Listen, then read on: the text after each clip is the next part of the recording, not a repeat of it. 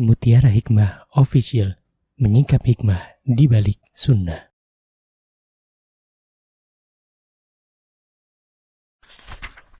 Salurkan donasi terbaik Anda untuk mendukung dakwah Mutiara Hikmah Official. Mari siapkan bekal akhirat kita. Jangan lewatkan kesempatan emas ini. Ayo kita berkontribusi dalam program pembangunan Masjid Mutiara Hikmah yang dibina langsung oleh Ustadz Hanan Yasir MA dan Ustazah Imro'atul Azizah. Raih pahala umroh setara haji dalam program Umroh Iktikaf Ramadan di tahun 2026. Perjalanan penuh makna, bimbingan penuh ilmu bersama Ustadz Hanan Yasir MA dan Ustazah Imro'atul Azizah. Tempat terbatas, daftarkan diri Anda sekarang juga. Jangan lewatkan sensasi umroh full faidah plus daurah fikih hijrah di bulan Syawal tahun 2026 bersama Ustadz Hanan Yasir MA dan Ustazah Imro'atul Azizah. Tempat terbatas, daftarkan diri Anda sekarang juga.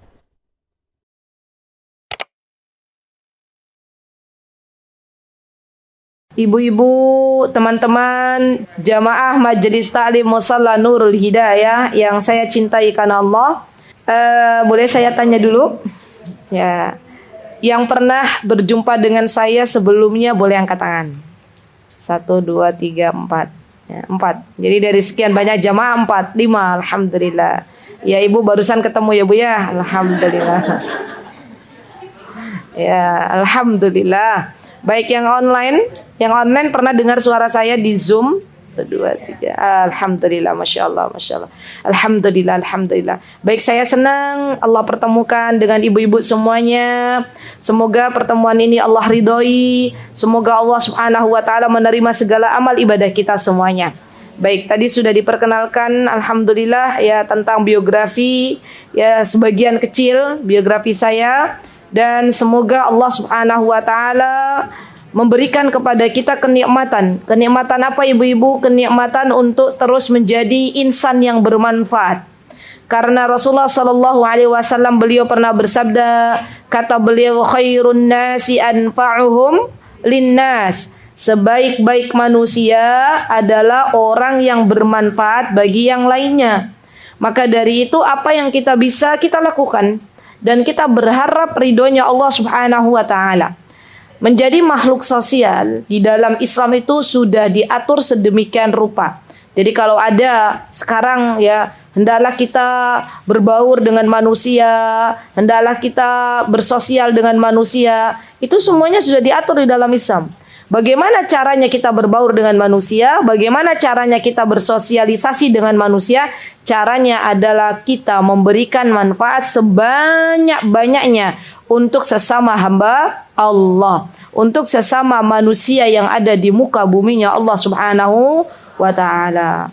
Dan kita tahu kebaikan yang kita lakukan kepada orang lain itu hakikatnya akan kembali kepada diri kita. Begitu pula keburukan yang kita lakukan kepada orang lain pasti akan Allah balas keburukan tersebut. Al jazaa'u min jinsil amal. Setiap apa yang kita lakukan dari berbagai macam amalan, maka semuanya akan dibalas oleh Allah Subhanahu wa taala. Jadilah orang-orang baik yang ada di muka buminya Allah, karena sesungguhnya Allah cinta kepada orang-orang yang terus berbuat baik. Ya, Allah itu suka terhadap hamba-hambanya yang muhsin. Apa itu muhsin? Muhsin itu adalah orang-orang yang baik. Orang-orang yang hanya mencari ridhonya Allah Subhanahu wa taala. Orang-orang yang banyak memberikan manfaat bagi orang-orang yang ada di sekitarnya. Dan catat baik-baik apa yang akan saya katakan. Jadilah diri kita semuanya ibu-ibu pribadi yang ketika kita sudah tidak ada di dunia ini dirindukan oleh banyak orang. Jadi kalau suatu hari kita meninggal dunia, nama kita ya disebut oleh orang-orang ya innalillahi wa inna ilaihi rajiun, telah meninggal fulan bin fulan misalnya ya, dan itu nama kita yang disebut. Kemudian orang-orang yang ada di sekitar berkata, ya Allah, ibu itu dulu waktu hidup baik banget, ya Allah, masya Allah, orang baik kok cepat meninggalnya, katanya gitu ya. Padahal bukan cepat meninggalnya, memang udah ajalnya gitu ya. Jadi jangan pernah kita mengatakan nggak maulah jadi orang baik. Kenapa Bu nggak mau jadi orang baik? Nanti cepat meninggal gitu ya. Dah itu mah udah ajalnya gitu ya. Allah itu kalau sudah menentukan ajal seseorang, maka tidak akan bisa diakhirkan ataupun dipercepat. Ya semuanya sudah waktunya. Daripada kita meninggal dunia justru disyukuri oleh orang lain karena subhanallah lisan kita yang begitu menyakitkan orang lain ya. Kadang kalau orang perempuan lisannya nggak bisa dijaga ya, berkatanya kata-kata yang kotor, kata-kata yang tidak baik, yang nggak enak didengar. Kalau meninggal dunia apa kata orang? Alhamdulillah ibu itu meninggal dunia, selesailah kejahatan di muka bumi ini. Gitu kan?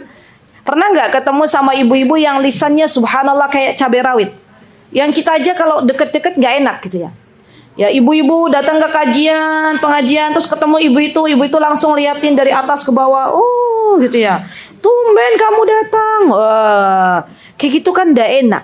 Makanya saya suka katakan kepada para jamaah, ya akhwati, ya jamaah, perkataan tumben itu harus kita buang jauh-jauh. Ya, terkadang kita nggak sadar, kita lama nggak lihat jamaah itu hadir di pengajian, baru ketemu kita langsung bilang tumben datang. Itu kan sebenarnya menyakitkan, Bu. Daripada kita berkata tumben datang ke kajian, lebih baik kita doakan. Kita tanya kabarnya, assalamualaikum, gimana kabarnya, lama tak berjumpa, saya kangen. Nah itu lebih enak. Ya, jadi seorang wanita hendaklah belajar bagaimana cara berkomunikasi yang baik. Karena dengan komunikasi yang baik akan memberikan ketenangan jiwa bagi orang lain. Ya. Sampai-sampai Rasulullah Sallallahu Alaihi Wasallam mewanti-wanti kita. Apa kata Rasulullah SAW? Kata beliau, uritun nar. Kata Rasulullah, aku diperlihatkan neraka oleh Allah Subhanahu Wa Taala. Dan mayoritas penduduk neraka adalah wanita. Maka para sahabat pun bertanya, ya Rasulullah, apakah wanita-wanita yang masuk neraka itu tidak beriman kepada Allah dan Rasulnya? Kata Rasulullah, mereka adalah wanita-wanita yang beriman, tapi mereka tidak bisa menjaga lisannya. Subhanallah. Mereka tidak mampu untuk berterima kasih kepada pasangannya. Ya kita nih Bu, subhanallah, terkadang kalau pas lagi diuji oleh Allah, pasangan yang qadarullah di PHK, qadarullah belum bisa memberikan kebutuhan hidup yang cukup. Akhirnya kadang di antara kita ada yang bilang ke pasangannya, ya karena sudah mangkel, rasanya sudah nggak bisa lagi berkata-kata baik, dia katakan, engkau tidak bisa berbuat baik kepada diriku dan anak-anak. Subhanallah, padahal selama ini berbuat baik. Ya, maka hati-hati dengan lisan. Ketika Rasulullah mengatakan banyaknya kaum wanita berada di neraka, itu berarti di antara tandanya karena mereka belum bisa menjaga lisannya. Ya, di antara baiknya akhlak seorang muslimah adalah ketika menjaga lisannya. Nanti kita akan kaitkan dengan kajian kita bagaimana menata hati agar kita mendapatkan hati yang jernih. Maka hati yang jernih, ketika seseorang memiliki hati yang jernih, hati yang bening, tidaklah orang-orang yang memiliki hati yang jernih, hati yang bening kecuali lisannya itu berkata-kata yang baik. Karena sesungguhnya diibaratkan ibu-ibu, teman-teman yang saya cintai karena Allah, diibaratkan air yang ada di dalam botol ini adalah ucapan kita yang keluar dari lisan. Kalau airnya bening, airnya putih, hatinya jernih, maka yang keluar pun adalah sesuatu yang baik. Tapi kalau airnya keruh, airnya tidak jernih, airnya berwarna-warni, maka pasti yang keluar juga bukan air yang jernih. Hati kalau kotor, hati kalau banyak dosa, banyak maksiat, banyak ghibah, banyak namimah, maka Allah akan keruhkan hatinya. Dan yang keluar dari lisannya pun sesuatu yang tidak jernih lagi. Ya insya Allah nanti kita akan bahas. Namun sebelumnya izinkan saya mengucapkan jazakunallahu khairah kepada segenap panitia kajian. Ya, Masya Allah, Allahumma barik. Panitia kajian itu berjuang ibu-ibu. Ya kalau panjenengan itu bahasa Jawa, ya tapi alus banget, Jawa inggil, ya. Kalau kalian panjenengan, kalau ibu-ibu datang ke sini tadi, ya, pagi hari menyiapkan buku tulis, menyiapkan kendaraan, persiapannya dari tadi pagi. Para panitia kajian menyiapkan kajian ini untuk keberlangsungan acara ini dari jauh-jauh hari. Mereka ngontak admin kami, mereka kontak ya subhanallah admin yang ada di Jakarta, ya mereka minta jadwal, masya Allah. Mereka memohon kepada Allah agar diberikan jadwal, masya Allah. Ya, kemarin yang Lumina, masya Allah ini rezeki. Ya panjenengan baru mengajukan 1 kali langsung di ACC sama Pak Rio. Ya kemarin masya Allah Allahumma barik. Ya terakhir saya setelah mengisi kemarin di Masjid As-Sof Emerald di BSG. Itu kemudian di tempat namanya Discovery, apa namanya? Discovery Lumina. Di Bintaro juga. Itu mereka, saya juga baru tahu dari mereka, katanya alhamdulillah Ustazah bisa hadir, masya Allah, Allahumma barik, semua atas pertolongan dari Allah. Kata mereka mengajukan beberapa kali baru di ACC. Masya Allah. Alhamdulillah ini semua pertolongan dari Allah Subhanahu wa ta'ala. Maka dari itu teman-teman yang saya cintai karena Allah, mari kita doakan panitia kajian. Semoga Allah Subhanahu wa ta'ala menerima segenap amal ibadah mereka. Amin. Semoga Allah Subhanahu wa ta'ala mengaruniakan kebahagiaan untuk mereka di dunia dan di akhirat. Amin. Semoga Allah Subhanahu wa ta'ala mensolihkan anak keturunan mereka. Amin. Dan semoga Allah tempatkan mereka kelak ketika sudah sampai di akhirat nanti, Allah tempatkan di dalam syurga Firdaus. Amin. Allahumma amin. Nanti setelah ini banyak yang daftar jadi panitia kajian. Ya. Karena subhanallah ya akhwati, dakwah itu akan terus berjalan. Ada kita atau tanpa kita. Coba deh, kita ingat-ingat. Nikmat iman, nikmat Islam, ini adalah nikmat yang patut kita syukuri. Pertanyaannya, apa yang sudah saya berikan untuk Islam? Apa yang sudah saya berikan untuk Allah? Ya, apa yang sudah saya berikan selama ini? Kalau kita berusaha untuk mengadakan pengajian, kita berusaha untuk berpartisipasi, ya, menjadi panitia kajian, semoga dengan yang sedikit ini Allah jadikan kita sebagai orang-orang yang berjuang di jalan Allah Subhanahu wa ta'ala. Dan Allah cinta kepada orang-orang yang berjuang di jalan Allah Subhanahu wa ta'ala. Islam ini akan terus Allah jaga tanpa kita ataupun kita ikut berpartisipasi di dalamnya. Berdoalah banyak-banyak kepada Allah agar Allah jadikan kita bagian dari orang-orang yang turut memperjuangkan Islam.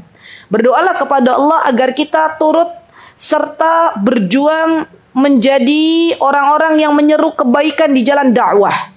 Dan semoga Allah Subhanahu wa ta'ala melembutkan hati kita dan menjadikan kita semuanya orang-orang yang Allah cintai. Amin. Allahumma amin. Baik teman-teman, ibu-ibu yang saya cintai karena Allah, hari ini insya Allah judulnya apa? Coba dibuka di playernya. Jalan menuju hati yang bersih. Berarti tazkiyatun nafs, ya. Baik. Sekarang saya mau tanya, boleh angkat tangan yang punya hati? Masya Allah, semua punya ya? Alhamdulillah.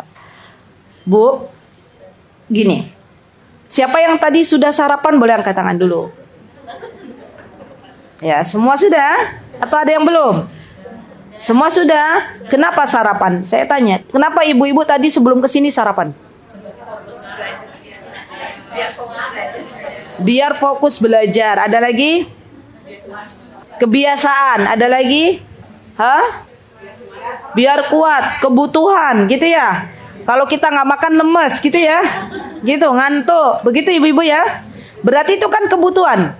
Kita sadar bahwa tubuh kita butuh makanan, tapi banyak yang tidak sadar kalau hati juga butuh makanan.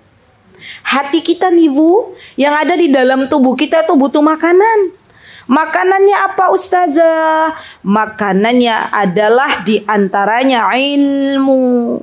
Maka ibu-ibu teman-teman hadir ke majlis taklim ini sejatinya sedang memberikan makan untuk hati.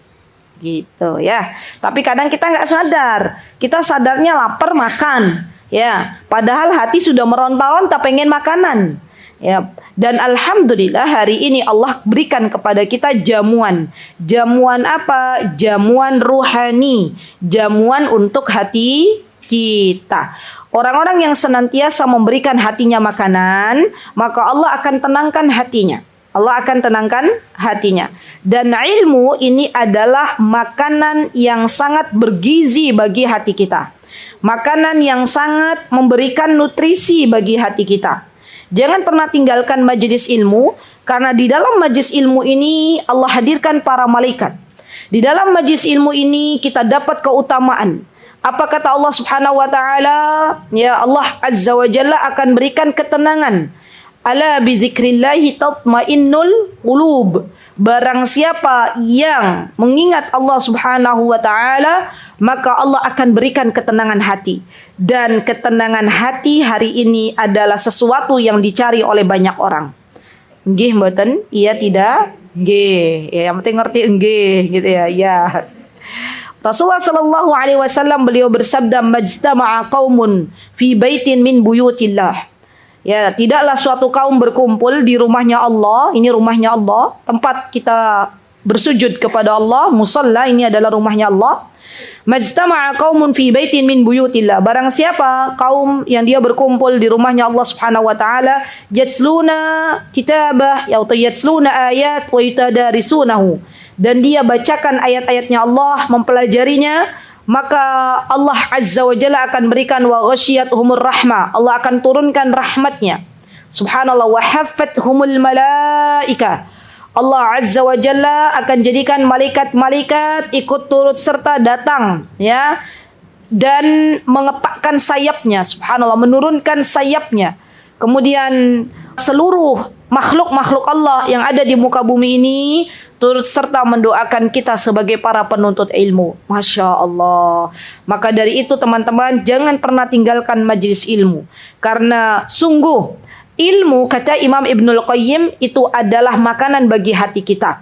Kalau kita mau beramal salih, kalau kita mau beribadah, maka di antara syaratnya adalah harus berilmu. Ilmu harus disertai dengan adab. Adab terlebih dahulu, baru kemudian ilmu. Setelah itu amal. Maka dari itu penting bagi kita juga teman-teman semuanya dikaji nanti, walaupun tidak dengan saya, nanti insya Allah semoga ada ya yang bisa mengisi kajian di sini. Belajar dulu tentang adab. Apa? Adab.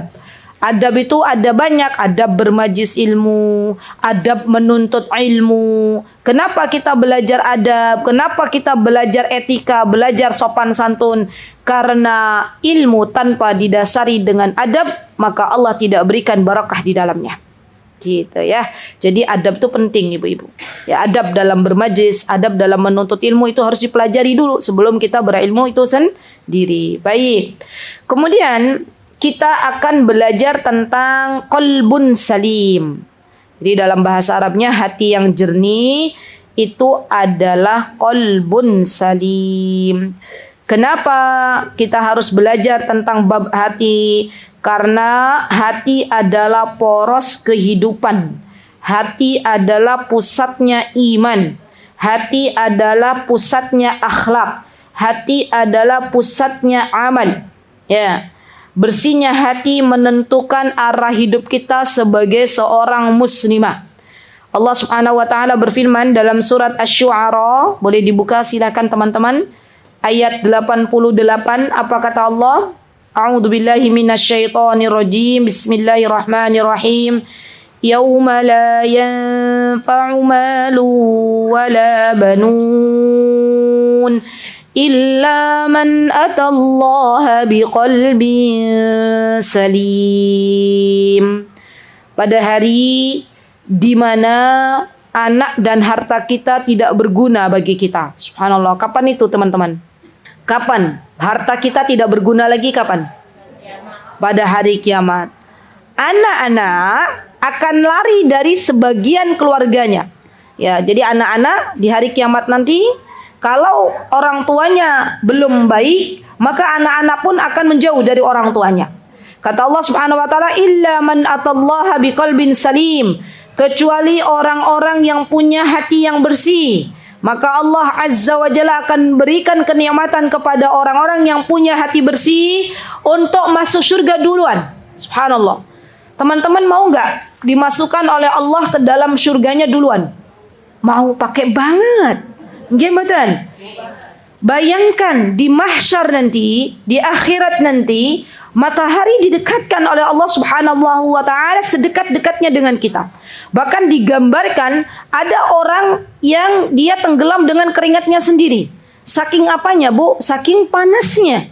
Ya, maka orang-orang yang beruntung adalah orang-orang yang dimasukkan oleh Allah Subhanahu wa taala ke dalam surganya untuk rombongan-rombongan awal. Ya, dan rombongan-rombongan awal ini adalah orang-orang yang memiliki hati yang bersih, hati yang jernih. Saya sederhanakan, contoh, saya sederhanakan ibu-ibu, teman-teman semuanya. Contoh misalnya, di Tangerang ini Tangerang ya, ya di Tomang lah, di Tomang ini Allah sedang uji cuaca di luar misalnya 37, itu panas banget enggak? Bagi warga Indonesia? Sangat, ya 34 aja udah pada nggak kuat ya, gimana 37. Kemudian di Tomang itu, misalnya ya di Tomang ini ada ruangan VIP dia ber-AC, siapa yang masuk ke ruangan VIP itu dijamu dengan jamuan yang luar biasa, ada makanan yang enak, ada minuman yang enak, ada fasilitas yang oke gitu ya. Kira-kira Bu, ya, orang-orang pada pengen masuk ke VIP nggak? Ke ruangan itu nggak? Di luar panas, nggak bisa masuk rumah, nggak bisa. Semua rumah nggak ada AC-nya, kecuali ruangan itu saja tok satu. Ya, padahal ruangan itu tempatnya terbatas. Semua orang pengen nggak masuk ke situ. Kenapa pengen masuk situ? Nyaman, terus sejuk, apalagi? Hanya nyaman dan sejuk saja? Aman, apalagi?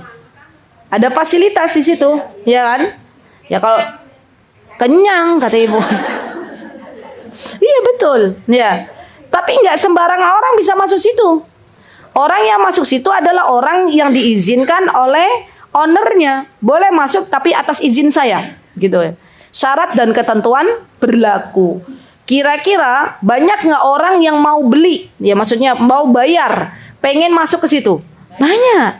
Maka bayangkan, surga Allah itu tidak bisa dibayangkan dengan apa yang ada dalam diri kita. Tidak bisa kita bayangkan dengan telinga kita, dengan mata kita, dengan hati kita, dengan pikiran kita, nggak bisa. Ya, tapi ingat, kenikmatan dunia yang hanya sesaat saja, orang banyak berburu untuk mendapatkannya. Bagaimana kenikmatan surga yang Allah sediakan untuk orang-orang beriman? Ya, dan orang-orang yang masuk duluan adalah orang-orang yang memiliki hati yang bersih. Maka dari itu teman-teman, mumpung kita masih di dunia, yuk kita berjuang untuk mendapatkan hati yang bersih. Ya, bagaimana caranya? Baik, di antara caranya adalah kita belajar dulu jenis-jenis hati. Sebagaimana Imam Ibnul Qayyim rahimahullahu ta'ala, beliau berkata di dalam kitab beliau Miftah Darus Sa'adah. Kata beliau, jenis hati itu ada 3. Yang pertama, qalbun hayyun, hati yang hidup. Hati yang hidup adalah hati yang cepat tersentuh. Masya Allah. Ada firman Allah dibacakan, hatinya bergetar. Ada nasihat-nasihat yang disampaikan, dia menangis. Menangis dosa-dosa yang telah dilakukannya. Ada nasihat yang disampaikan, langsung beristighfar kepada Allah, astaghfirullah wa atubu ilaih, langsung berubah gitu ya, Masya Allah. Ini yang dinamakan dengan qalbun hayyun, hatinya hidup, Masya Allah.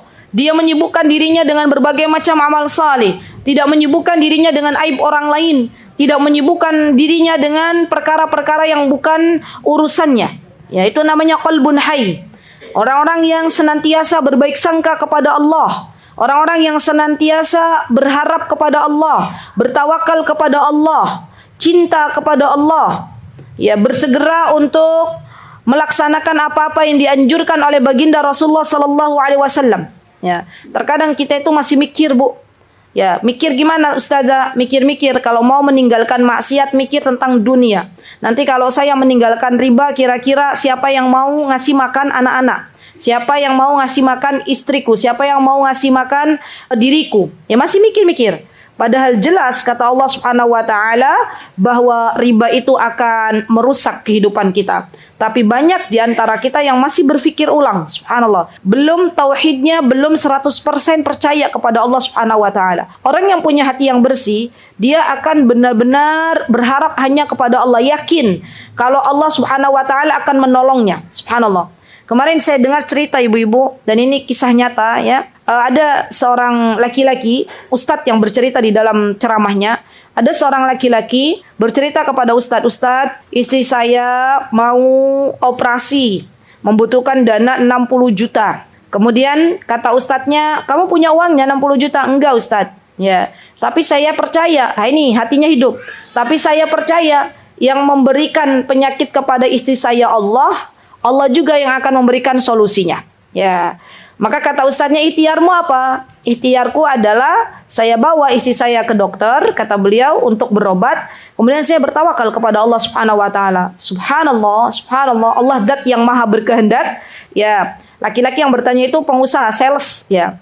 Kemudian besoknya mau bayar dana untuk operasi istrinya, malamnya ditelepon oleh seseorang. Ya, ditelepon butuh barang yang memang beliau jual itu. Ya. Kemudian beliau COD-an ketemu sama yang membutuhkan barang, subhanallah dapat fee, dihitung fee-nya jumlahnya ada yang tahu berapa? 60 juta. Kontan Allah bayar. Subhanallah. Berarti ini adalah orang-orang yang punya hati yang bersih. Dia percaya yakin bahwa Allah akan menolongnya. Percaya bahwa Allah akan mengabulkan doanya. Subhanallah. Orang yang punya hati yang bersih itu benar-benar berbaik sangka kepada Allah. Dan hidupnya akan lebih ringan dibandingkan orang-orang yang berburuk sangka kepada Allah. Saya punya cerita lagi. Ceritanya begini.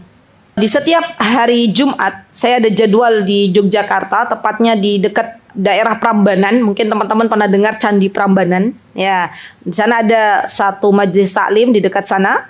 Saya hari Jumat pekan kedua saya mengisi di sana.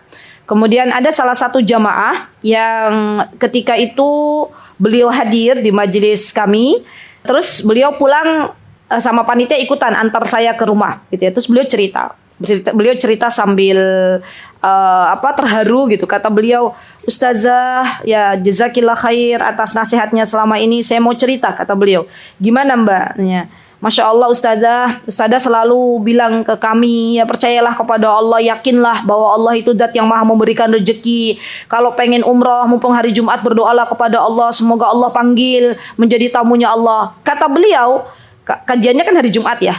Setiap ba'da asar beliau berdoa sama Allah, ya Allah panggil aku jadi tamumu, ya Allah aku pengen umroh, ya Allah. Terus beliau berdoa kepada Allah. Suatu hari bapak mertua beliau sakit stroke. Ya, qadarullah nggak ada yang mau ngurusin kecuali beliau dan suaminya. Akhirnya beliau rawatlah mertua beliau lillahi ta'ala, ya tidak ingin apa-apa. Suami beliau juga ikut merawatnya. Subhanallah, kata beliau ini penuturan dari beliau ya. Kata beliau, subhanallah Ustazah, suatu hari datang seseorang ke kami gitu ya. Dan beliau mengatakan, kata beliau, alhamdulillah saya dapat rezeki dari Allah, rezeki nomplok ya. Saya pengen mengumrohkan beberapa orang ya, termasuk kamu, suamimu, dan ayah mertuamu berangkat. Ya, masya Allah. Kata beliau, wallahi Ustazah saya tidak mengeluarkan sepeser pun.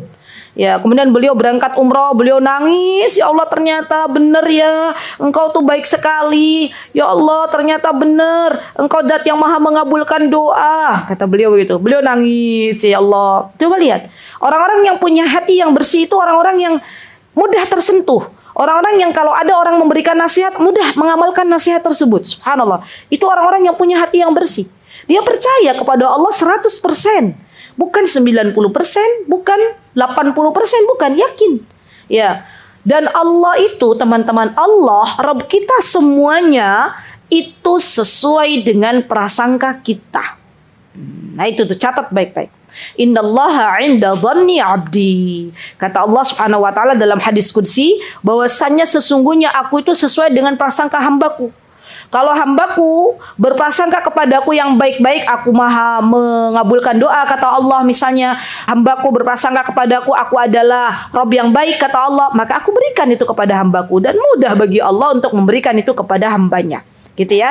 Jadi hati yang bersih itu hati yang selalu berzikir kepada Allah, hati yang Allah jaga lisannya, tidak berkata-kata yang buruk, beristighfar kepada Allah, hati yang senantiasa memaafkan kesalahan orang lain.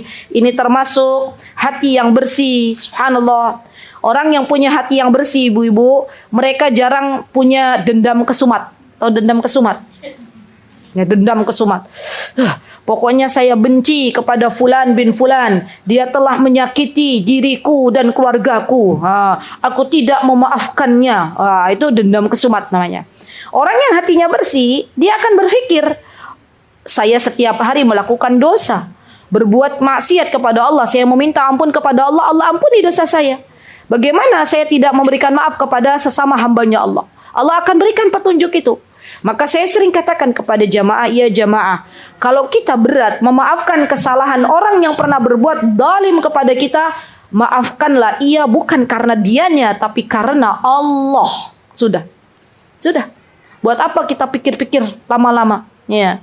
Di Jogja ada terapis yang biasa menerapi teman-teman, ya.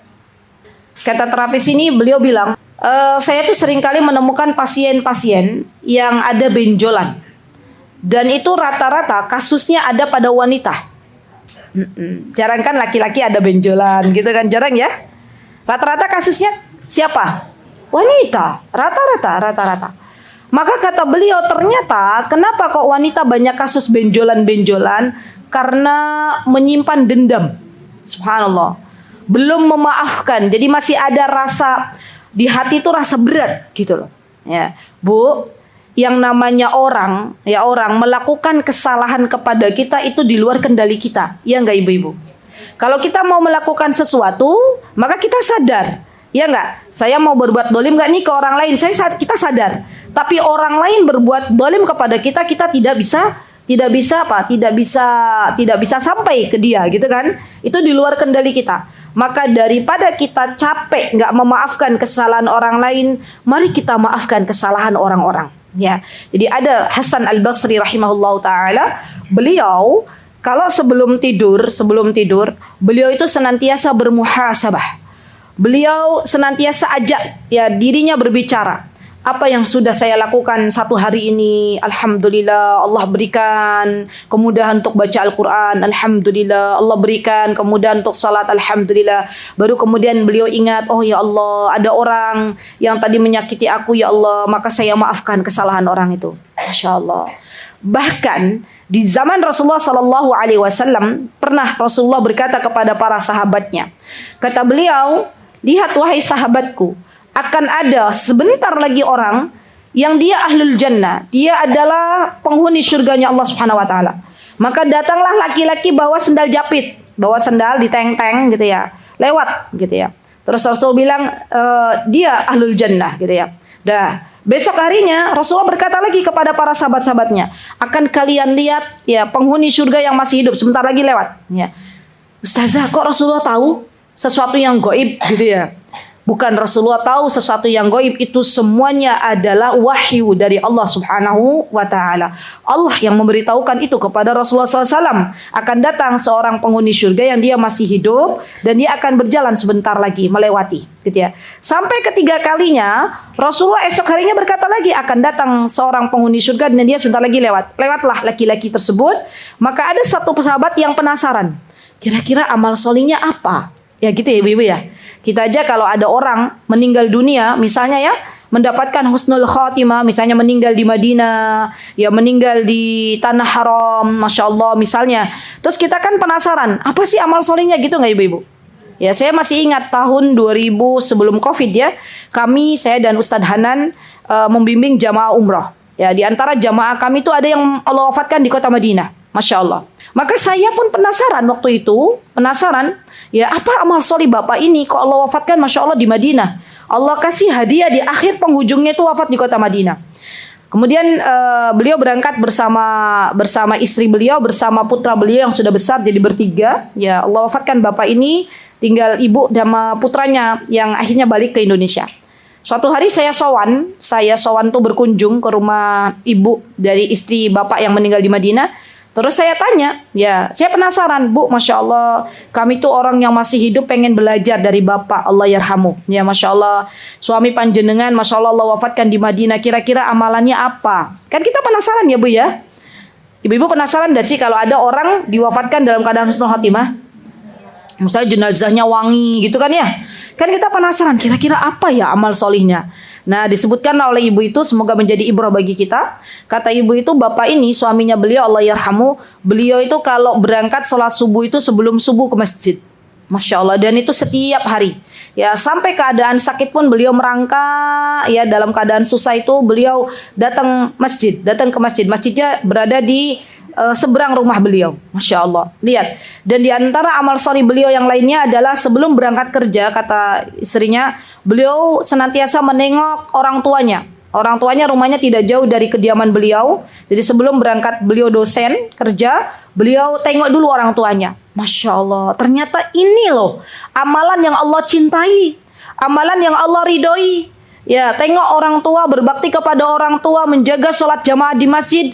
Allah karuniakan wafat dalam keadaan husnul khatimah di kota Madinah. Berarti orang-orang yang meninggal di kota Madinah dapat jaminan syafaat dari Rasulullah SAW. Pengen enggak Bu? Pengen. Kita berdoa. Allahumma rzuqna syahadatan fi sabilik waj'al mautana fi biladi nabiyyika Muhammadin sallallahu alaihi wasallam. Ya Allah, berikanlah rezeki kepada kami untuk wafat di kota Madinah dan berikanlah kepada kami kesyahidan di jalanmu. Gitu ya, sebagaimana doanya Umar bin Khattab. Nah, kita balik ke cerita sahabat itu. Maka sahabat ini penasaran, ya kira-kira amal solih apa yang dilakukan oleh laki-laki ini sehingga kok Rasulullah berkata akan datang laki-laki penghuni surga. Menginaplah sahabat ini di rumah laki-laki ini yang tadi dikatakan oleh Rasulullah penghuni surga. Beliau bangun malam hari, kok ternyata laki-laki ini ibadahnya biasa aja ya.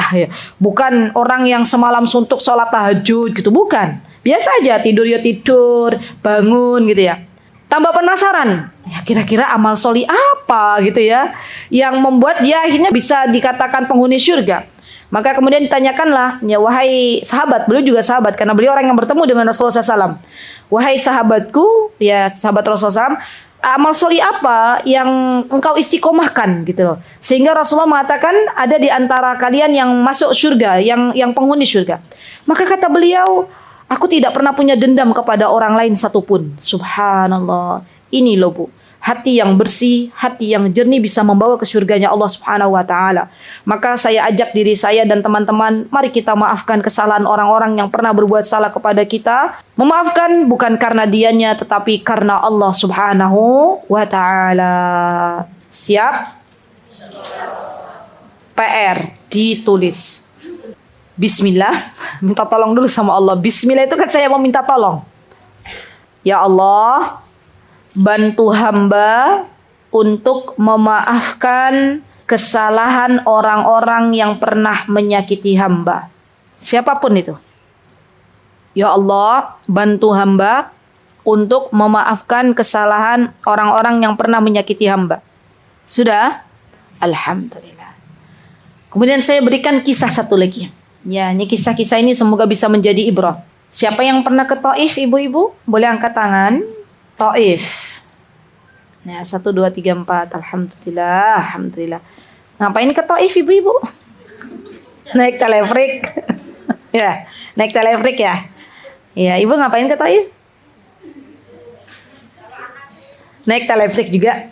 Hah? Apa enggak naik telefrik? Iya, tapi naik telefrik ya. Telefrik kereta gantung. Naik. Iya, naik bis ya tuh. Iya, tuh dari Mekah. Masa langsung naik telefrik dari Mekah? Naik bis. Terus di Taifnya naik telefrik? Enggak. Alhamdulillah, enggak apa-apa. Enggak penting-penting banget telefrik. Ya, alhamdulillah. Berarti udah tahu Taif ya? Tahu ya Taif? Mbak, ibu yang dua ini naik telefrik? Hah? Enggak, ibu naik telefrik. Yang naik telefrik tahu berarti ya dari atas ya. Itu kan bagaimana terjalnya, dikasih tahu nggak sama Mutaifnya itu loh jalan Rasulullah waktu berdakwah gitu. Dikasih tahu. Sudah bisa membayangkan? Ya. Kira-kira dulu perjuangan Rasulullah tuh berat nggak dakwah ke Taif?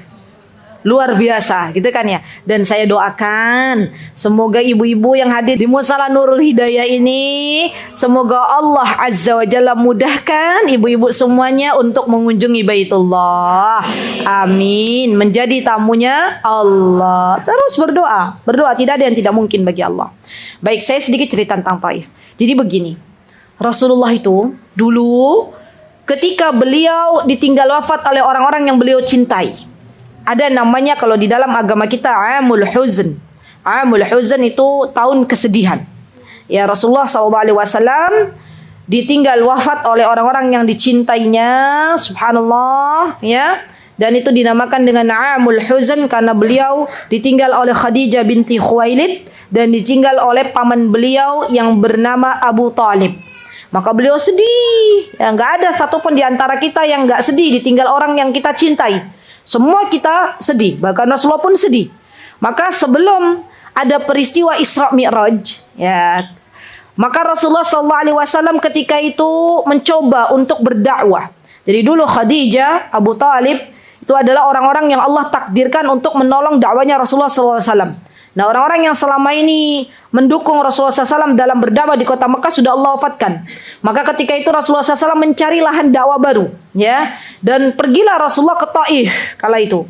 Taif jaraknya kalau naik bis kurang lebih 2 jam, ya, 2 jam ya Bu ya. Itu kayak dataran tinggi. Bisa dibayangkan nggak dulu Rasulullah belum ada bis, belum ada teleferik kayak sekarang ya.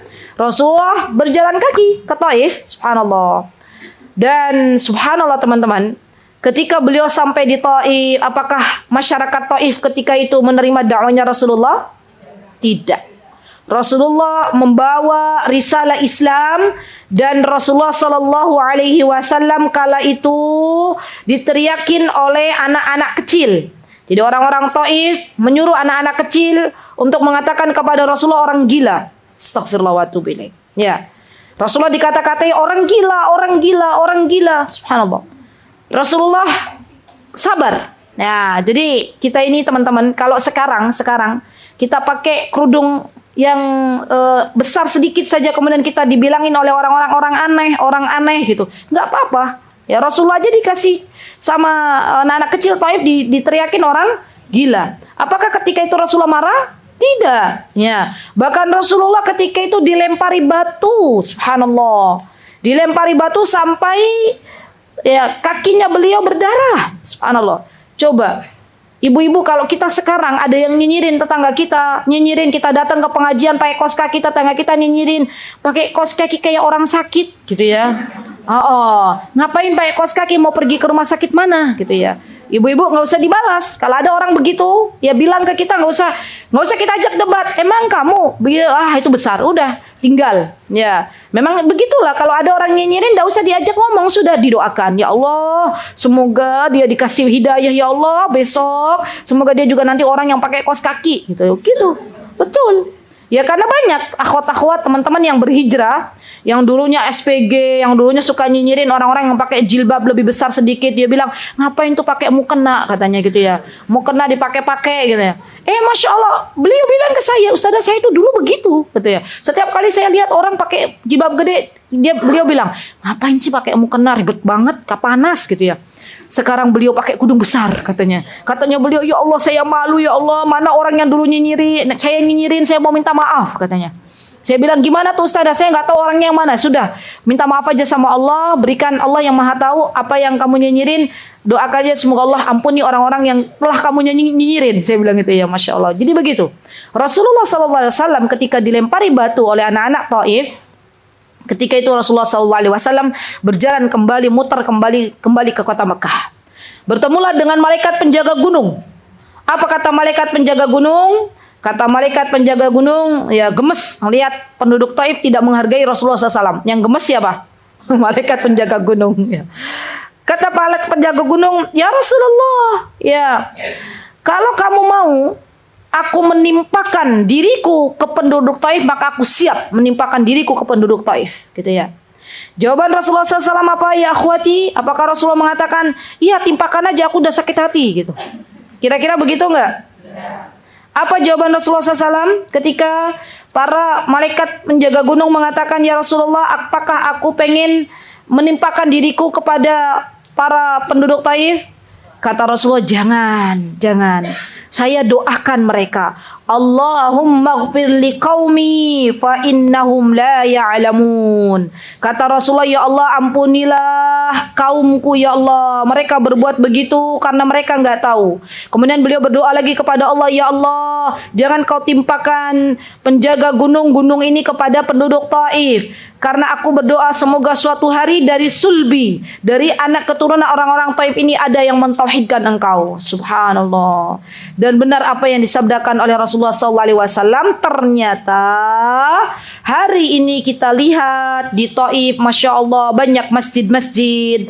Termasuk diantaranya Masjid Abdullah ibnu Abbas. Gitu ya. Jadi kalau ke Taif, teman-teman minta ke mutaifnya, minta ke ustadz pembimbingnya, minta ke ustadzah pembimbingnya, ustazah, saya mau ke Taif city tour tapi pengen dikasih tahu mana masjidnya Abdullah ibnu Abbas. Gitu ya. Nanti kita bisa lihat bahwa Abdullah ibnu Abbas beliau membuat masjid di sana dan beliau menyebarkan dakwah Islam di tengah kota Taif. Baik. Itu tadi hati yang apa, Bu? Yang hayyun, yang hidup. Jadi hati yang hidup adalah hati yang dia mudah memaafkan kesalahan orang lain. Tidak mudah baperan. Nah, itu hati yang hidup tuh. Ya. Allah kuatkan hatinya. Allah kuatkan prinsipnya. Ya, tidak mudah terombang-ambing oleh tren-tren yang ada. Ya, kemarin saya isi kajian judulnya FOMO. Ya. Zaman sekarang banyak orang-orang yang kadang suka ikut tren-tren yang ada. Ya. Ikut tren fashion apa yang lagi heboh, ikut. Ikut apa yang lagi viral, ikut. Nah, itu tandanya hatinya sakit. Ya. Orang yang hatinya hidup, dia kokoh. Sekokoh batu karang. Sudah, saya nggak mau ikut-ikutan tren-tren yang ada. Yang jelas saya hidup sebentar saja di dunia dan saya pengen fokus beribadah. Titik, nggak ada koma. Gitu ya. Baik. Yang kedua, ibu-ibu, apa kata Imam Ibnul Qayyim? Imam Ibnul Qayyim mengatakan yang kedua adalah qalbun maridun. Qalbun marid itu adalah hati yang sakit. Hati yang sakit itu yang seperti apa, Ustazah?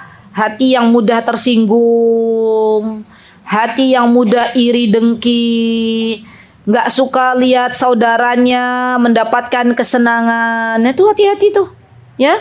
Rasanya sesek dadanya kalau lihat pencapaian saudaranya, suka membanding-bandingkan nikmat Allah kepada diri kita dan kepada orang lain. Ya. Hari pertama saya datang ke Tangerang di hari Jumat, itu saya mengisi kajian judulnya kesehatan mental bagi para muslimah. Ya. Kenapa? Karena banyak sekarang para muslimah yang qadarullah mentalnya sudah sakit, gitu ya. Akhirnya banyak juga yang depresi. Di Tangerang nggak ada yang depresi? Alhamdulillah, sehat semuanya ya. Sehat jiwa dan raga. Alhamdulillah. Nah, apa penyebabnya muslimah banyak yang depresi? Apa penyebab muslimah itu akhirnya sakit mental? Karena suka membanding-bandingkan kehidupan dirinya dengan kehidupan orang lain. Karena suka berburuk sangka kepada Allah dan berkata kepada Allah, ya Allah, engkau gak adil ya Allah.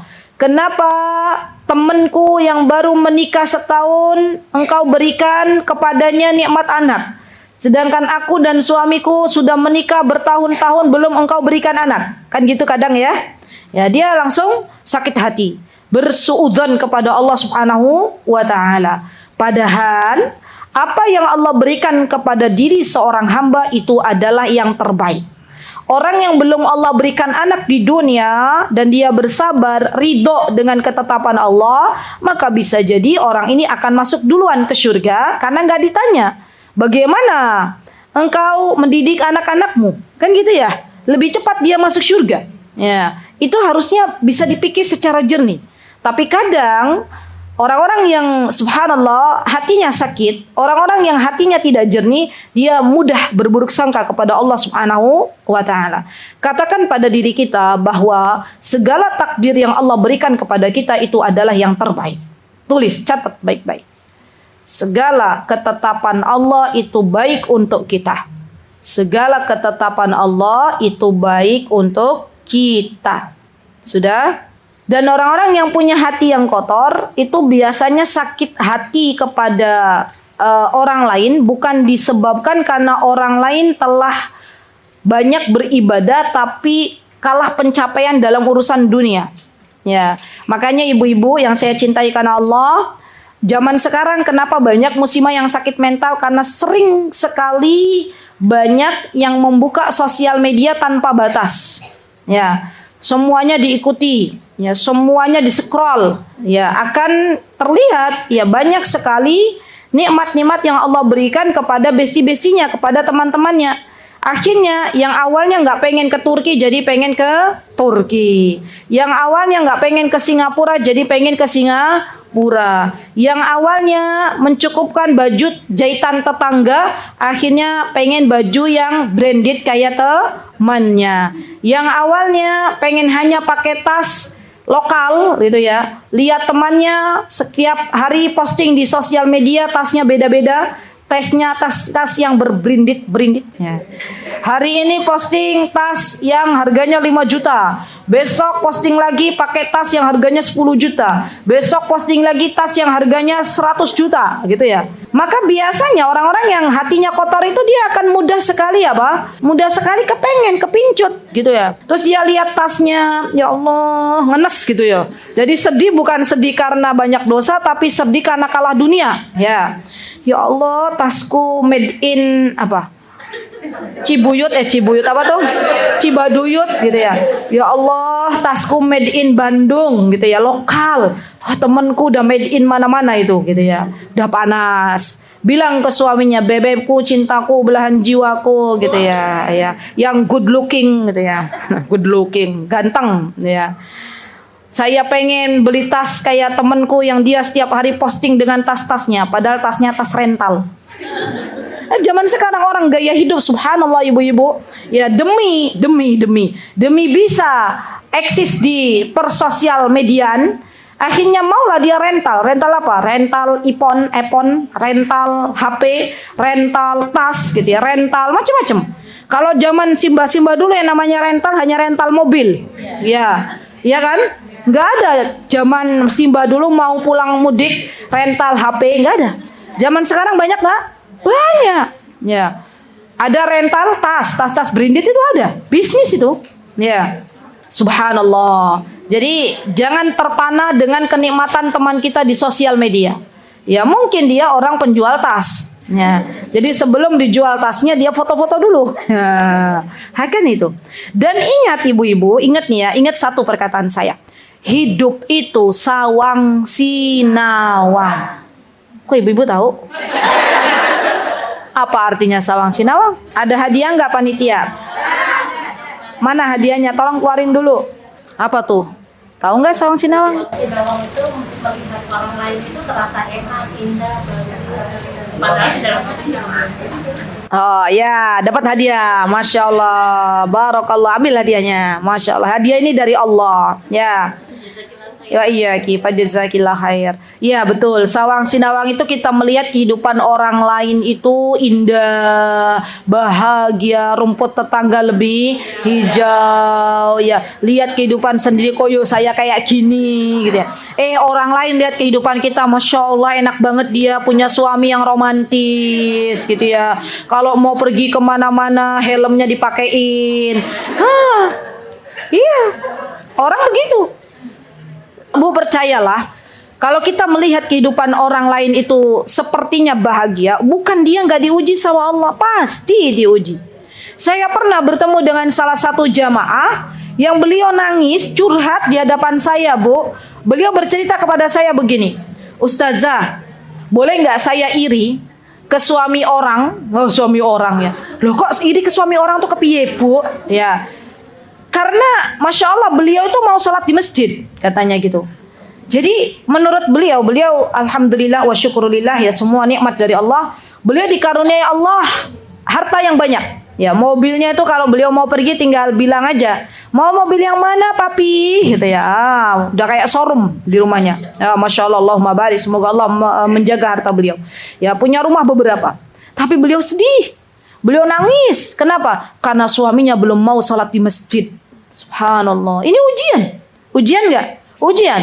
Loh, ibu-ibu dikasih sama Allah suami yang kalau adzan Allahu Akbar, Allahu Akbar. Bu, pamit. Mau kemana Pak? Ke masjid. Gitu ya. Ibu-ibu nggak bersyukur. Lihat, nikmat. Ibu-ibu pengennya, aduh kapan ganti mobil? Kapan ganti motor? Kapan ganti rumah? Yang lebih parah lagi, kapan ganti suami? Jangan. Jangan. Ya, disyukuri Bu. Alhamdulillah. Ternyata orang yang punya harta banyak dia sedih. Kenapa? Karena suaminya belum mau ke masjid. Lihat. Jadi yang namanya hidup itu sawang sinawang. Maka orang yang punya hati yang kotor, orang yang punya hati yang sakit, seringkali dia melihat kehidupan orang lain. Sibuk melihat kehidupan orang lain. Sibuk komentar kehidupan orang lain. Sibuk goreng-goreng berita. Tahu goreng-goreng berita? Oh, ada berita nih, serius nih. Ada berita Ustadz Fulan lagi jadi omongan seantero sosial media. Ya, saya ikut goreng-goreng lah gitu ya. Goreng-goreng ketemu temannya, tahu nggak berita terupdate? Itu loh Ustadz Fulan itu, gitu ya. Dia lagi jadi perbincangan di sosial media. Oh iya, apa itu beritanya? Ibu-ibu ketemu ibu-ibu. Ya, itu katanya gitu ya. Subhanallah. Wallahi Bu, ingat ngomongin orang berilmu itu racun. Apa kata saya lupa ini hadis atau perkataan ulama. Luhumul ulama'u masmum. Dagingnya orang berilmu, ya Allah merinding ya. Dagingnya ulama yang benar tentunya ulama yang mengajak kepada kebaikan, yang mengajak untuk taat kepada Allah dan Rasulnya. Itu kalau diomongin itu seperti kita sedang menelan racun. Subhanallah. Maka bagaimana ustadzah caranya kita kalau kita diajak oleh teman kita ya untuk ngomongin ustadzah yang ngomongin orang-orang berilmu, kita katakan saya nggak mau ikut-ikutan. Sudah. Ya, mari kita doakan. Ustadz fulan, ustadzah fulannya juga manusia.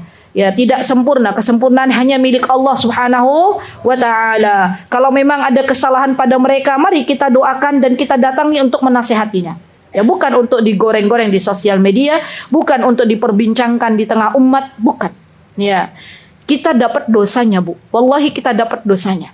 Lisan yang kita ucapkan, tulisan yang kita tulis di sosial media semua akan dimintai pertanggungjawaban oleh Allah Subhanahu wa taala. Ya. Jadi kadang kita itu suka terbawa arus. Emak-emak ngomongin yang lagi viral kita ikut-ikutan ngomongin. Iya enggak ibu-ibu? Mari kita beristighfar. Nastaghfirullahi wa natubu ilaihi. Ya. Kita beristighfar kepada Allah, memohon ampun kepada Allah Subhanahu wa taala. Jadi orang yang hatinya sakit, ia akan mencari-cari aib orang lain. Subhanallah. Bukan mencari aibnya sendiri. Padahal aib kita lebih banyak daripada aib orang lain. Subhanallah. Apa kalau dulu peribahasa bahasa Indonesia itu apa, Bu? Semut di seberang kelihatan, gajah di pelupuk mata. Ih, Masya Allah. Dulu bahasa Indonesianya dapat berapa ibu-ibu? 100 ya? Masya Allah. Ingat enggak Bu, kita itu dulu tuh Masya Allah ya sebenarnya ya. Hafalannya tuh luar biasa loh. Ingat enggak? Pak Menteri kita hafal. Menteri Penerangan. Ya. Yang enggak tahu sekarang pasti sudah ganti menteri ya. Ya, plat nomor kita hafal, ya kan? Masya Allah, berarti kan Masya Allah tuh. Allah kasih kita Masya Allah akal yang cepat untuk menghafal. Ya kayak tadi peribahasa hafal ya. Apalagi? Plat nomor dihafal. Undang-undang dasar padahal kita bukan dihukum gitu ya, kita hafal. Masih ada yang hafal undang-undang dasar 45. Nah, plat nomor kita hafal padahal kita bukan polisi juga ya. Apalagi Bu? Kalau butir Pancasila sih sampai sekarang juga dihafal. Yang kita hafal itu kadang undang-undang dasar 45 loh kita hafal. Apa? Oh iya, nama pahlawan lahirnya kapan, wafatnya kapan kita hafal, tapi kita lupa mendoakan, ya kan? Kenapa kita hafalkan? Biar dapat 100 di rapot. Jujur kan Bu? Padahal kalau kita ingat-ingat kenapa kita nggak hafalin Quran dari zaman dulu. Akhirnya sekarang menyesal. Nyesalnya gimana? Ya Allah Ustazah, saya tuh kemarin ujian hafalan Al-Quran. Alhamdulillah Ustazah, surat An-Nas hafal. Sampai rumah ditanya suami, tadi ngapain? Ngafalin surat An-Nas Pak. Coba ulangi. Loh, kok ya belepot-belepotan gitu ya. Yang tadinya ngafal kok jadi bubrah barisan. Nah, kira-kira kayak gitu nggak Bu? Iya. Kenapa? Karena ngafalnya di waktu tua. Coba kalau ngafalnya di waktu dulu waktu kecil. Sampai sekarang nggak di murojaah hafal. Buktinya apa? Coba ibu-ibu, inget nggak? Ya ada balonku ada 5. Ada lagu dulu ibu-ibu hafal kan? Ya sampai sekarang masih hafal? Hafal. Di murojaah enggak. Nah, kapan itu ngafalnya? Waktu kecil. Makanya jangan sampai terulang ke anak cucu kita. Ya biarkan anak cucu kita di masa kecilnya ya turut serta ikut menghafal Al-Quran. Kenapa? Agar nanti nggak sama nasibnya kayak kita. Gitu ya, nasibnya menjadi orang-orang yang lebih Allah cintai. Jadi orang-orang yang punya penyakit hati itu begitu ya. Susah hidupnya Bu. Yang lihat orang lain bahagia dia sesek gitu ya. Melihat ya kebahagiaan yang Allah berikan kenikmatan kepada orang lain dia langsung kejang-kejang gitu ya. Kenapa? Ya karena sesek dia nggak kuat gitu ya. Sampai subhanallah teman-teman, subhanallah ya. Ada penyakit di mana dia tuh takut ketemu orang. Ya, itu diawali apa? Karena penyakit hati. Ya, jadi hati ini memang perlu dijaga, hati ini perlu di-manage, hati ini perlu dibersihkan. Nah, istighfar itu membersihkan hati kita. Subhanallah. Maka sikap kita kalau pengen hatinya bersih, perbanyaklah istighfar. Perbanyaklah kita meminta ampun kepada Allah Subhanahu wa taala. Kenapa Ustazah? Karena hati yang sakit itu tidak mudah menerima nasihat. Ada orang menasehati kita, jeng gitu ya. Kemarin itu nyenengan kok begini-begini. Oh iya, saya ingat jadi ya. Saya ingat begini. Kemarin saya ketemu salah satu akhwat di Masjid Sof Emerald di BSD ya itu ya. Bintaro apa BSD? Sama aja ya. Bintaro. Beliau bilang ke saya, Ustazah, mohon doanya ya. Kan orang Jakarta berarti ya. Orang-orang situ Tangerang. Bahasanya gini, Ustazah, doain ya teman saya ya. Gimana? Kenapa kok minta doainnya? Kenapa? Dulu Ustazah, dia itu pakai gamis, pakai kerudung, ikut pengajian. Terus dia sekarang ini jadi pelatih nari-nari itu apa nih? Dance. Dia jadi pelatih nari-nari itu Ustazah, gitu ya. Dia juga pelatih gym buat para wanita. Dulu beliau takut Ustazah ngupload foto di sosial media. Ya sekarang Masya Allah Ustazah gitu ya. Fotonya di media sosial banyak gitu ya. Kalau ada orang latihan sama beliau di foto terus di-upload gitu ya. Dan sekarang Ustazah bajunya udah beda lagi Ustazah, pakai celana panjang gitu ya. Ya Allah Ustazah saya sedih lihat teman saya katanya gitu. Masya Allah. Ya udah didoain. Saya bilang gitu. Udah Ustazah udah doain katanya ya. Dinasehatin. Udah dinasehatin gitu ya. Terus apa kata temennya? Ya nanti katanya gitu ya. Subhanallah, lihat. Hati itu kalau sudah mengeras, kalau sudah sakit dinasehati bukannya terima kasih ya, sudah memberikan nasihat tapi justru iya nanti.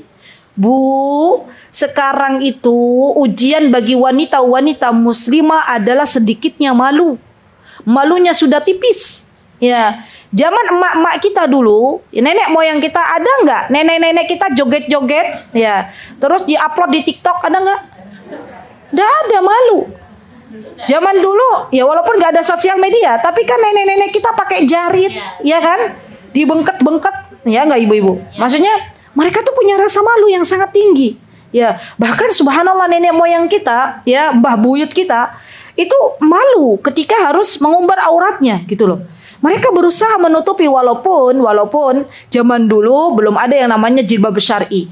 Tapi kan minimal mereka itu subhanallah taat kepada Allah, taat kepada Rasulullah, bangun malam, puasa Senin Kamis. Rasa malunya masih luar biasa. Zaman sekarang subhanallah wanita-wanita sudah nggak malu lagi. Dia nge-gym pakai baju ketat sekali ya. Kemudian subhanallah difoto bareng-bareng diupload di sosial media. Wallahi itu aurat. Ya, makanya saya sering bilang kepada akhwat-akhwat, ya akhwati, ya hati-hati ketika nge-gym, tidak harus memakai baju yang super ketat, gitu ya. Untuk apa sih kita nge-gym? Untuk sehat. Baiklah, sehat itu nggak harus bermaksiat kepada Allah Subhanahu wa Ta'ala. Boleh kita latihan di rumah, ya beli barbel, apa barbel namanya? Barbel, terus kita latihan istiqomah ya, setiap hari 10 menit angkat-angkat beban ya, biar ototnya kuat ya, angkat-angkat kaki ya, apa grounding apa namanya grounding, di rumput ya, setiap hari setengah jam itu jauh lebih baik daripada kita nge-gym setiap bulan 4 kali, sepekan sekali, udah berbayar ya toh. Ya, setelah itu akhirnya kita melihat aurat-aurat wanita-wanita yang sepatutnya kita tidak lihat. Subhanallah, ittaqillah, bertakwalah kepada Allah. Ya, kerusakan wanita di zaman sekarang itu setahap demi setahap. Setahap demi setahap. Wallahi setahap demi setahap. Ya, setan itu tidak ridho kalau wanita sering di rumah. Padahal Allah Subhanahu wa Ta'ala berfirman, wa qarna fi buyutikunna. Apa kata Allah? Tinggallah, diamlah kalian di rumah-rumah kalian. Subhanallah. Pengennya wanita zaman sekarang, pengennya keluar rumah. Ya, kulineran. Ya enggak ibu-ibu?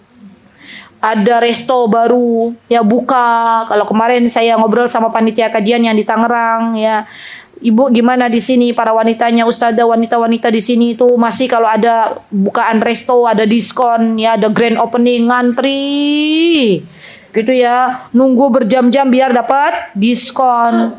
Berapa jam kira-kira Bu? 1,5 jam waktunya habis makan. Apakah kenikmatannya masih tersisa di lidah? Tidak, sudah masuk, sudah habis 1,5 jam.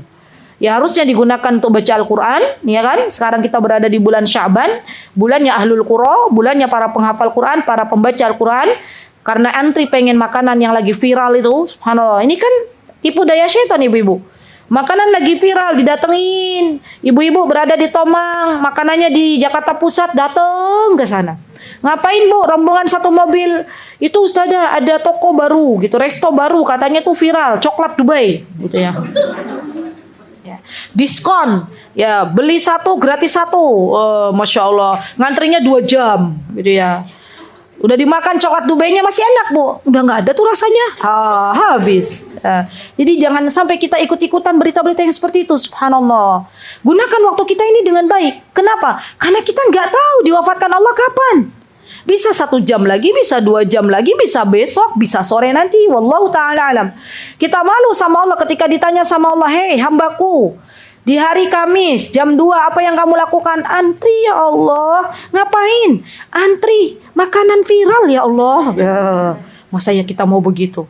Kata Allah, lihat saudara-saudaramu di Aceh tuh ngantri bukan untuk makanan viral, untuk mendapatkan 1 botol air jernih. Gitu ya. Lihat saudara-saudaramu di Aceh ngantri hanya untuk mendapatkan 5 kilogram beras. Loh kamu tak kasih beras? Ya ada di rumah tuh 10 kilo. Ya, air bersih tapi jauh-jauh berangkat ke Ciputat untuk apa? Antri makanan viral. Subhanallah. Hati akan mengeras ibu-ibu. Ya, hati akan sakit kalau kita terus-terusan keluar rumah. Ya, subhanallah. Dan ingat, ketika kita keluar rumah ada pemandangan-pemandangan yang mengotori mata kita. Dan sakitnya hati kita, kerasnya hati kita itu diawali dari pandangan. Apa kata Imam Ibnul Qayyim rahimahullah ta'ala? Kata Imam Ibnul Qayyim, maksiat itu berawal dari pandangan. Banyak perempuan zaman sekarang yang mudah selingkuh dengan laki-laki, orang lain, itu disebabkan awalnya dari pandangan. Wallahi ibu-ibu, tidak hanya di Jakarta, saya pergi kemana safari dakwah, ya di pedesa-pedesaan, ya pernah ada panitia kajian yang bilang ke saya, Ustazah nitip pesen. Gimana pesannya Bu? Ya, tolong katakan kepada wanita-wanita yang ada nanti di pengajian, jaga diri baik-baik. Loh ada apa memang di sini ibu-ibu? Ya di sini banyak kisah wanita-wanita yang sudah tidak lagi setia dengan suaminya. Suaminya kerja di luar kota, dia selingkuh dengan tetangganya. Subhanallah. Zaman sekarang banyak wanita-wanita yang lebih agresif daripada laki-laki. Hasbunallahu wa ni'mal wakil.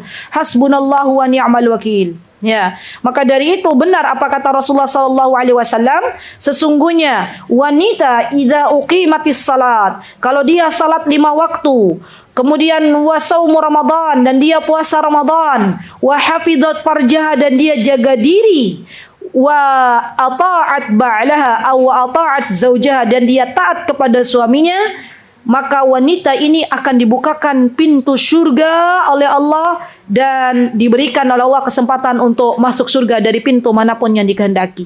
Ya, Masya Allah. Ingat Bu, catat baik-baik. Jaga salat 5 waktu, jaga puasa Ramadan.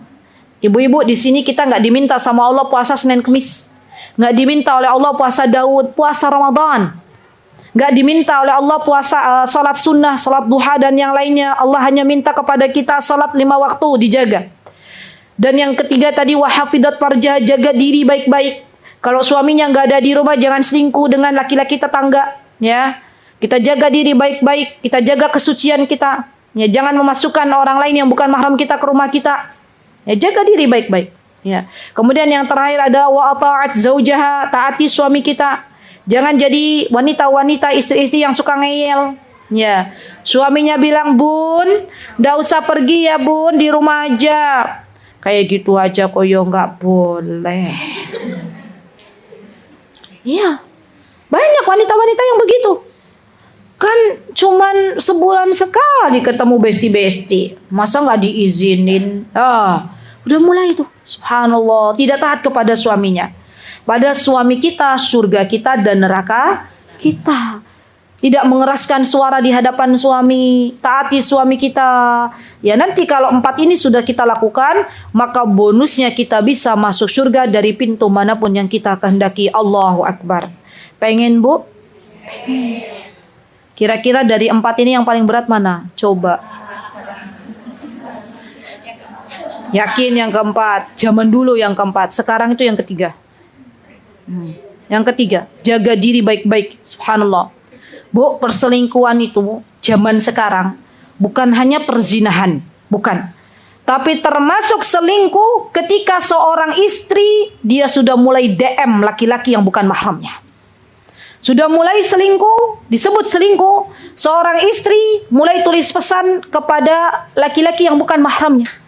Ada seorang wanita yang cerita kepada saya, "Ustazah, bagaimana taubat saya? Saya pernah selingkuh." Ya, jadi beliau ditakdirkan oleh Allah LDM, ya, jauh dari suaminya. Suaminya kerja di luar Pulau Jawa, ya. Suaminya good looking, good rekening, ibu-ibu. Tahu good rekening? Ya, good rekening itu uangnya banyak, ya. Good looking itu tampan, tapi qadarullah nggak bisa membersamai istrinya karena harus kerja di luar Pulau Jawa. Maka istri ini subhanallah kesepian, ya, kesepian. Mulailah dia cari-cari di sosial media laki-laki yang mau diajak curhat. Ya, akhirnya beliau curhat. Ya, curhat yang ngalor ngidul ngetan ngulon kalau bahasa Jawanya. Ya, dan dapat perhatian, gitu ya. Nyaman. Ya. Suatu hari beliau dengar kajian ya bahwa ternyata beliau dalam hal itu sudah berselingkuh gitu ya. Akhirnya Masya Allah, alhamdulillah, sebelum beliau meminta cerai kepada suaminya, beliau diberikan hidayah oleh Allah Subhanahu Wa Taala. Ya, alhamdulillah. Banyak sekarang, lihat di pengadilan agama yang banyak itu apa Bu? Wanita atau laki-laki? Wanita. Kenapa mereka berada di sana? Gugat cerai suaminya. Maka bersabarlah ibu-ibu. Ya, alhamdulillah Allah masih kasih ke kita itu pasangan hidup. Banyak wanita di luar sana yang pengen pasangan hidup, Allah belum beri. Katakan alhamdulillah. Jadilah wanita-wanita yang qanaah. Karena sesungguhnya Allah cinta dengan wanita-wanita yang qanaah. Dan penyakit hati ini muncul dari banyak memandang, baik di sosial media maupun di dunia nyata. Maka dari itu Allah berkata, waqarna fi buyutikunna, ya, tinggallah kalian di rumah-rumah kalian. Untuk apa? Untuk menjaga hati kita. Yang ketiga, hati yang mati atau qalbun mayyit. Apa itu qalbun mayyit? Qalbun mayyit itu adalah hati yang mati. Ya, hati yang mati. Raganya ada, hidup, tapi hatinya mati. Bagaimana ciri-ciri orang yang punya hati yang mati? Ciri-cirinya adalah dia tidak beriman kepada Allah dan Rasulnya. Insya Allah kita jauh dari hati yang mati. Ya. Tapi yang tadi kita khawatirkan adalah hati yang sakit. Ya. Jadi hati yang mati itu hati yang sudah tidak beriman kepada Allah dan Rasulnya. Walhamdulillah, Allah masih memberikan kepada kita hati yang hidup. Semoga Allah Azza wa Jalla jaga hati kita semuanya. Semoga Allah Subhanahu wa Ta'ala lembutkan hati kita. Semoga Allah terangkan hati kita. Semoga Allah jernihkan hati kita. Semoga kita dijauhkan dari riya, sombong, ujub dan teman-temannya. Semoga Allah Subhanahu wa taala jadikan kita orang-orang yang mudah menerima hidayah, menerima petunjuk, dan mudah untuk mengamalkan berbagai macam amal salih. Amin Allahumma amin. Insyaallah cukup ibu-ibu. Barakallahu fiikunna jami'an. Aqulu qouli hadza wastaghfirullah li wa lakum wa akhiru da'wana anil hamdulillahi rabbil alamin. Wassalamualaikum warahmatullahi wabarakatuh. Mutiara Hikmah Official, menyingkap hikmah di balik sunnah.